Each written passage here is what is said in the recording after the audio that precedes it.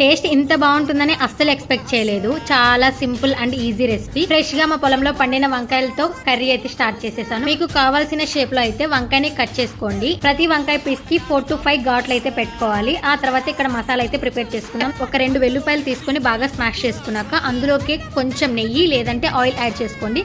ఆ తర్వాత ఉప్పు, కారం, పసుపు ఇంకా మసాలాలు సమ్ యాడ్ చేసుకొని బాగా మిక్స్ చేసుకోండి. సో వంకాయకి ఫుల్ గా మసాలా పట్టించేసాక ఒక బౌల్లోకి ఆయిల్, పోపు దినుసులు యాడ్ చేసుకొని ఈ మసాలా పట్టించిన వంకాయలు యాడ్ చేసుకోండి. అలా ఒక 15 to 20 మినిట్స్ మంచిగా ఆయిల్లో మగ్గాక లాస్ట్ కి కరివేపాకు, కొత్తిమీర యాడ్ చేసుకోండి. చాలా డేస్ నుంచి ఈ రెసిపీ ట్రై చేయాలి అనుకున్నాను. సో అమ్మకు కూడా చాలా ఈజీ, సింపుల్ గా అనిపించింది. ఫైనల్ గా మన వంకాయ కర్రీ అయితే రెడీ అయిపోయింది. దీనికి ఏం పేరు పెడతారో ఇంకా మీ ఇష్టం. వేడి వేడి అన్నం పెట్టుకొని ఇలా స్పైసీగా వంకాయ కర్రీ నెయ్యి యాడ్ చేసుకొని తిన్నాను. లిటరలీ ఎంత బాగుందంటే టేస్ట్.